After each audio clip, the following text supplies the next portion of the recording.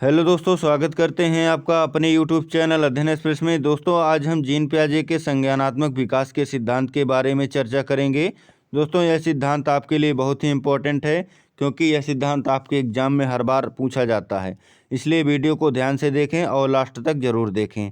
आइए दोस्तों, शुरू करते हैं। दोस्तों, जीन पियाजे जी का जन्म 9 अगस्त 1896 में स्विट्जरलैंड में हुआ था। कहाँ दोस्तों? स्विट्जरलैंड में हुआ था। और इनकी मृत्यु 16 सितंबर 1980 में हुई थी। दोस्तों, इन्होंने इस सिद्धांत का प्रतिपादन अपने ही 3 बच्चों का अवलोकन करके किया था। अपने ही 3 बच्चों का अवलोकन करके। दोस्तों, इन्होंने इस सिद्धांत में जो महत्वपूर्ण प्रत्यय प्रयोग किए हैं वो यहाँ पे हम चर्चा करेंगे। आइए देखते हैं। पहला दोस्तों, संगठन। संगठन क्या है? प्राप्त नवीन सूचनाओं को बौद्धिक संरचनाओं में व्यवस्थित करना। जो नवीन सूचनाएं हैं उनको बौद्धिक संरचनाओं में व्यवस्थित करना संगठन कहा जाता है। ठीक है दोस्तों। अगला है अनुकूलन। अनुकूलन क्या है दोस्तों? पूर्व ज्ञान तथा नवीन अनुभव में संतुलन स्थापित करना अनुकूलन कहा जाता है। ध्यान दीजिएगा दोस्तों, अनुकूलन क्या है? पूर्व ज्ञान में तथा नवीन अनुभव के बीच संतुलन स्थापित करना अनुकूलन कहा जाता है। दोस्तों, इन्होंने अनुकूलन को 2 भागों में बांटा है। पहला है समावेशन या आत्मसातकरण और दूसरा है समायोजन। तो दोस्तों, देखते हैं यहाँ पे आत्मसातकरण क्या है।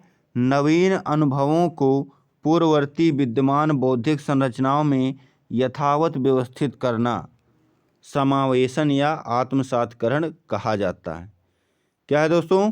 नवीन जो अनुभव हैं उनको पहले से विद्यमान बौद्धिक संरचनाओं में व्यवस्थित करना समावेशन कहा जाता है। ठीक है दोस्तों, आइए देखते हैं समायोजन। दोस्तों, समायोजन क्या है?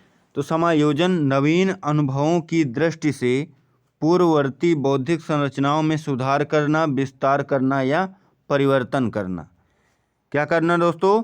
जो नवीन अनुभव हैं उनकी दृष्टि से पूर्ववर्ती यानी जो पहले से मौजूद बौद्धिक संरचना हैं उनमें सुधार करना, विस्तार करना या परिवर्तन करना समायोजन कहलाता है।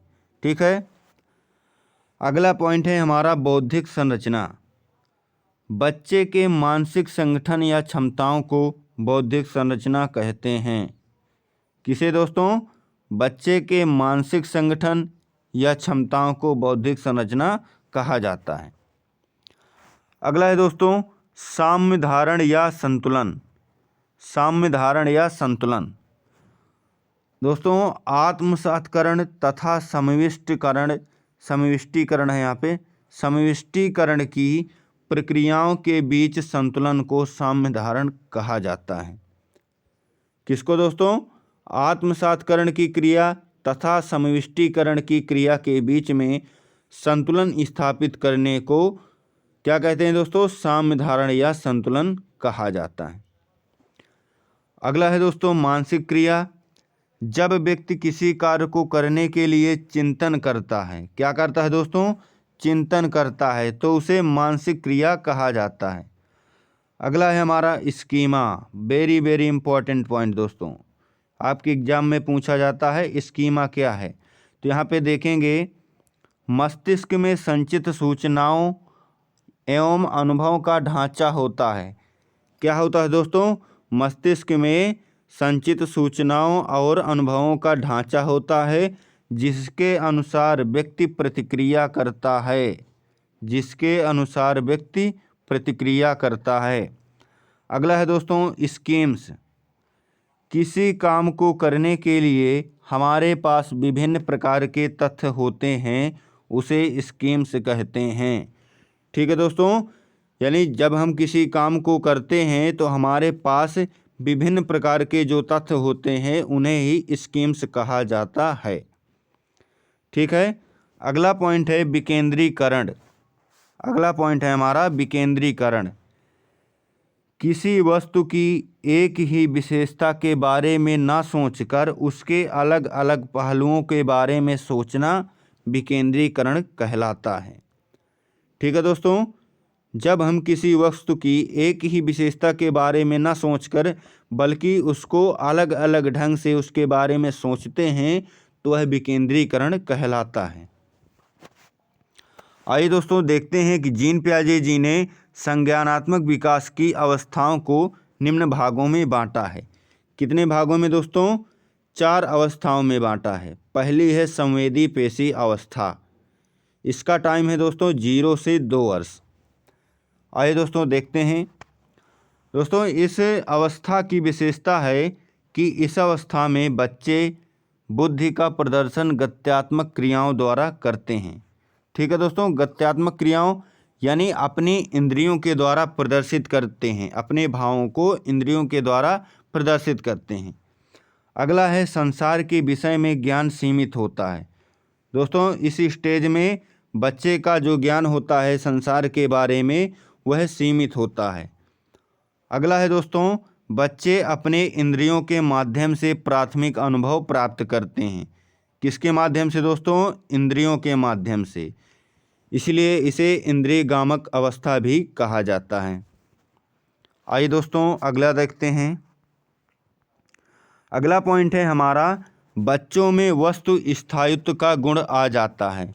ठीक है दोस्तों, पहली अवस्था में बच्चों में वस्तु स्थायित्व का गुण आ जाता है। अगली अवस्था है हमारी यहाँ पे पूर्व संक्रियात्मक अवस्था। इसका टाइम है दोस्तों 2 से 7 वर्ष। 2 से 7 वर्ष दोस्तों, इसको भी अवश्य याद रखें क्योंकि टाइम भी पूछ लेता है। आइए देखते हैं इसके पॉइंट। इस अवस्था में स्मृति और कल्पना विकसित हो जाती है। क्या दोस्तों? स्मृति और कल्पना विकसित हो जाती है, यानी इस अवस्था में बच्चा कल्पनाशील रहता है। अगला पॉइंट है इस अवस्था में चिंतन अतार्किक होता है, यानी बिना तर्क के चिंतन करता रहता है। ठीक है, और इस अवस्था में भाषा का प्रयोग परिपक्व हो जाता है। अगला है दोस्तों इस अवस्था में बालक स्वयं केंद्रित होता है, यानी अपने में ही वो खोया रहता है। ठीक है, उसको दूसरे से मतलब नहीं रहता और स्वयं को अपने कार्यों तक ही सीमित रखता है, यानी उसे अपने ही कार्यों से मतलब रहता है। अगला पॉइंट है दोस्तों बालक अपने परिवेश की वस्तुओं को पहचानने और उनमें भेद करना प्रारंभ कर देते हैं। ठीक है, अगला पॉइंट है हमारा इस अवस्था में संप्रत्यय निर्माण की प्रक्रिया प्रारंभ हो जाती है। ठीक है दोस्तों, संप्रत्यय निर्माण की प्रक्रिया प्रारंभ हो जाती है। किस अवस्था में? दूसरी अवस्था में, यानी पूर्व संक्रियात्मक अवस्था में। ठीक है दोस्तों, और वह वस्तुओं को समूहों में विभाजित कर उनके नाम देना प्रारंभ कर देते हैं। ठीक है, आइए देखते हैं अगला स्टेज। दोस्तों अगली स्टेज है हमारी यहाँ पे मूर्त संक्रियात्मक अवस्था। तीसरी है मूर्त संक्रियात्मक अवस्था। इसका टाइम है 7 से 11 वर्ष। ठीक है दोस्तों, आइए देखते हैं इसकी विशेषताओं के बारे में। इस अवस्था में दोस्तों आत्म केंद्रित विचारों में न्यूनता आने लगती है। आत्म केंद्रित विचारों में न्यूनता आने लगती है और इस अवस्था में मूर्त समस्याओं का समाधान बच्चे ढूंढने में सक्षम हो जाते हैं, किंतु अमूर्त समस्याओं के विषय में वे नहीं सोच पाते। अगला है इस अवस्था में भी चिंतन में क्रमबद्धता की कमी रहती है। किसकी दोस्तों? क्रमबद्धता की कमी रहती है। अगला है इस अवस्था में बच्चे गणित पढ़ने और गिनती करने में रुचि लेने लगते हैं। ठीक है दोस्तों, मूर्त संक्रियात्मक अवस्था में बच्चे क्या करते हैं? गणित पढ़ने और गिनती करने में रुचि लेने लगते हैं। ठीक है, अगला पॉइंट है दोस्तों दो वस्तुओं में कौन सी वस्तु छोटी है और कौन बड़ी है, इस प्रकार के संबंध बच्चे समझने लगते हैं। अगला है इस अवस्था में बच्चे यथार्थवादी और अधिक व्यवहारिक होते हैं और इस अवस्था में बच्चों में विलोमिता और संरक्षण के नियम का ज्ञान हो जाता है। किसका दोस्तों? संरक्षण के नियम का ज्ञान हो जाता है। ठीक है, अगली अवस्था देखेंगे। अगली अवस्था है हमारी यहाँ पे औपचारिक संक्रियात्मक अवस्था। इसका टाइम है दोस्तों 11 से 15 वर्ष। इसमें दोस्तों बच्चा चिंतन में पूर्ण क्रमबद्धता रखता है। ठीक है, चिंतन में पूर्ण क्रमबद्धता होती है। और दोस्तों समस्या समाधान क्षमता का विकास होता है, यानी बच्चा किसी भी समस्या का समाधान स्वयं कर सकता है। ठीक है, अगला पॉइंट है अमूर्त तत्वों के संबंध में तार्किक चिंतन की योग्यता होती है। यानी जो अमूर्त तत्व होते हैं उनके संबंध में वो तर्कपूर्ण चिंतन करने की योग्यता रखता है, यानी तर्कपूर्ण निर्णय ले लेता है। अगला पॉइंट है हमारा प्रतीकात्मक शब्दों, रूपकों, उपनामों आदि का बोध उसे हो जाता है। ठीक है दोस्तों, इस प्रकार जीन पियाजे जी ने अपने सिद्धांत को 4 अवस्थाओं में बांटा था। ये अवस्थाएं थी दोस्तों बहुत ही इम्पोर्टेंट। तो आज का वीडियो हमारा कैसा लगा? यदि अच्छा लगा हो तो लाइक शेयर करना ना भूलें, और चैनल पर पहली बार आए हैं तो चैनल को सब्सक्राइब कर लें और बेल आइकन दबाना ना भूलें, ताकि आपको समय से नोटिफिकेशन मिलता रहे और आपको ऐसी ही वीडियो प्राप्त होती रहे। मिलते हैं अगले वीडियो में। जय हिंद, जय भारत।